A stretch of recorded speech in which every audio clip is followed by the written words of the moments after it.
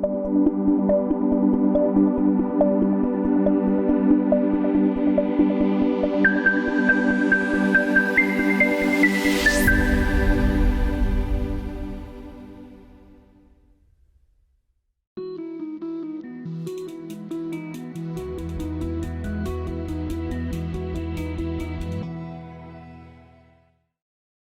as we approach Lent, and a time that some would engage in a ritual fasting, we hear this text as a clarifying statement of the purpose of a fast.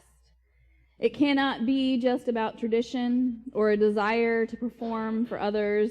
Fasting, Isaiah contends, must be a reminder of faithful commitments. Gandhi fasted to protest unjust treatment in the caste system. Muslims fast annually during Ramadan to promote a centering of mind and body on the pillars of faith and the needs of others. Catherine of Siena fasted so extremely it cost her life. Even now, fasting takes on a new interest as so many follow a process of intermittent fasting for weight loss. So when Isaiah speaks of fasting 2,500 plus years ago, we should still hear it ringing in our modern ears with deep feeling. The structure of this passage is really meant to encourage the people to hear God's correction for their lives as a community and as individuals through the voice of this prophet who can speak for God. What we choose to fast from will be different for each of us. While Isaiah is talking to communities who would perform a kind of fasting as a means of putting pressure on God to do what they want, the ritual of fasting was a worship of God. And so there are two ways that we can really take this passage. Are we talking about worship? Or are we talking about personal ritual? I think Isaiah is honestly looking to move the listening community to reflect on the question, why are we doing this? Is it a performance of piety, or is it about transformational change? For surely there are things to drill us down to a more faithful following of God in our lives outside and inside the church now, and there always will be. There will always be areas we could look at and see in a new way. This is one of the goals of community worship, to center ourselves and look with fresh eyes on the God in history, around us in contemporary society, and the call forward we feel into the next moment. God is around us and worshipable at any time. The God who seems so present and close to us on a hike or a ride through the world's wild places is the same God right here with you in your next breath. It is we as humans who find the ability to negate, to push away that connection, to hide it below so that we can't see or hear it. It can, however, take a lot to get us to undertake the work to reveal those connections, or at least it seems that way to me sometimes.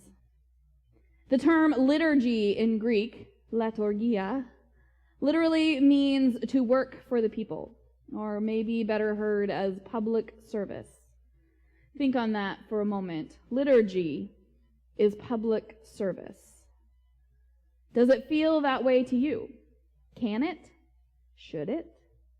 Early Christians saw community and worship as a sacrifice, financially and bodily, to the needs of the community.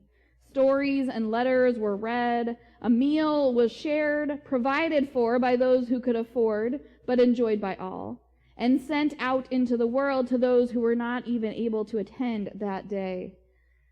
Isaiah offers us a breath to recommit to practices that build us up, and a breath to let go of the things that do not serve us. This is what he called the ancient peoples to. This is what he continues to offer us today.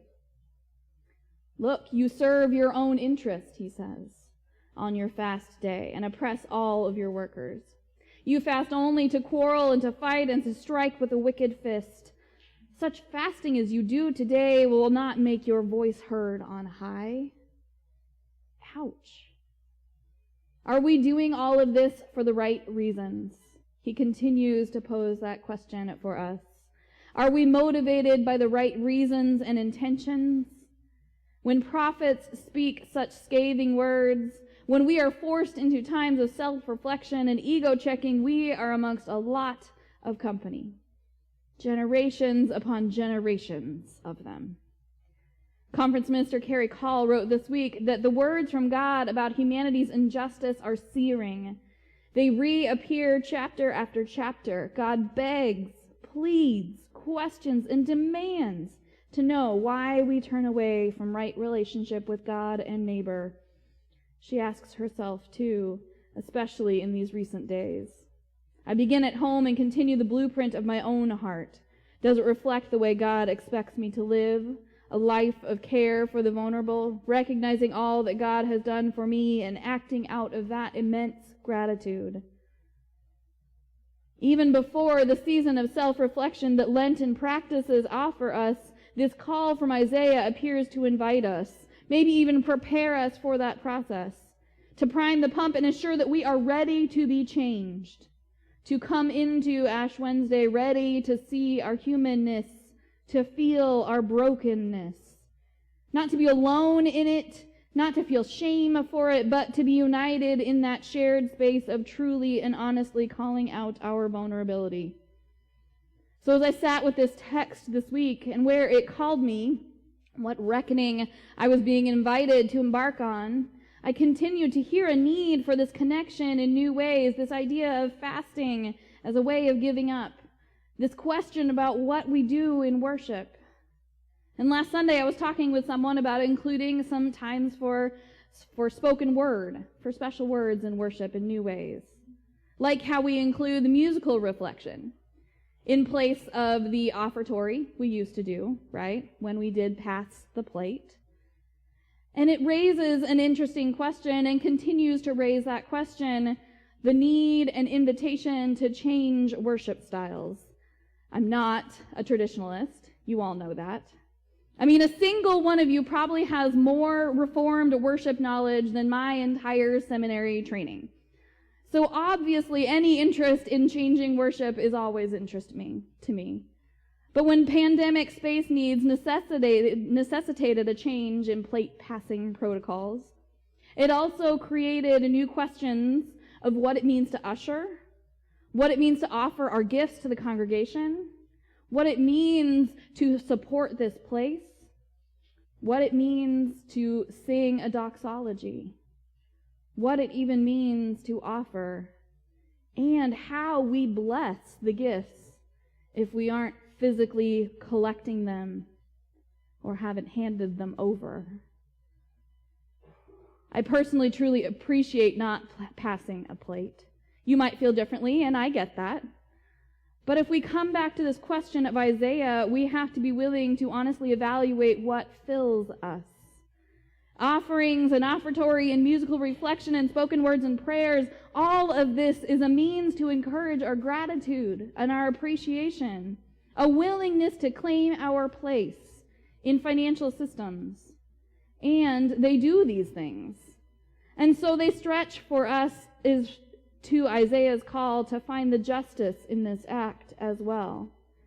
Financial systems of wealth are built to encourage separation and disconnection. These are not systems of God's finances. And so the time of offering, therefore, can't just be a pat on the back for those who have enough, but an invitation to do more, to offer anew, to use our gifts to lift up a just community, one with food, clothing, and shelter for the most vulnerable, assurance that the vulnerable, widows, orphans, strangers, slaves, our scriptures note, will be protected. The people to know freedom from fraud in the marketplace and in the legal system. This is financial security for God. It is a vision of belovedness and community that permeates Isaiah's call to the peoples. It permeates Jesus' ministry, and it permeates Christian society. What we can be assured of is that we will fail. We won't get it right.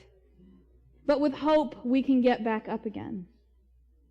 Isaiah's vision for community, for the fasting necessary, of recognizing your place in a system, of the worship necessary to know fully community, is not from the confines of this world, but from a vision of God's world where values of all triumph over self-interest, where those who need can be lifted and feel themselves rising on the shoulders of those they know well by name as family. Carrie reminds us that the community will not be socially equal in the way we think of that equality now.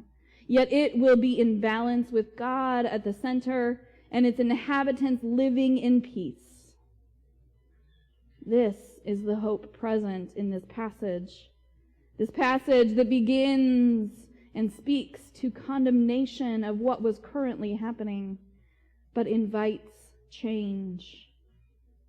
Then your light shall break forth like the dawn, and your healing shall spring up quickly. Your vindicator shall go before you. The glory of God shall be your rear guard. Then you shall call, and the Lord will answer. You shall cry for help, and God will say, "Here I am." Then is the hope.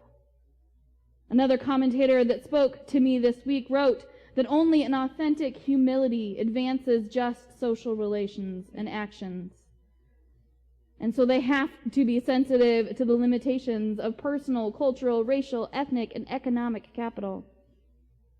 They have to maintain expectations, reasonable expectations, of every person's ability and never assume the ability to play Superman. God is patient, thanks be to God. And while Isaiah can feel like an indictment for us and our society, a millennia-long call to transform, it's also a promise of mercy and compassion in that transformation.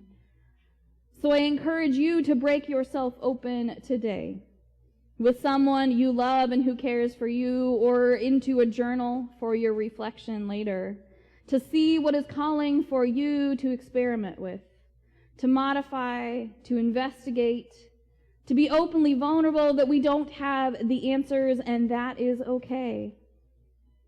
To see just a glimpse of what Isaiah is calling for you in this moment now. God's presence is felt among us when we are honest.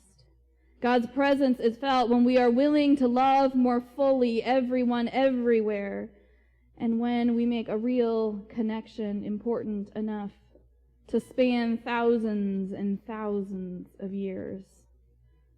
From Isaiah into the future, break forth, O glorious God, from our hearts this day. May we break forth too. Amen.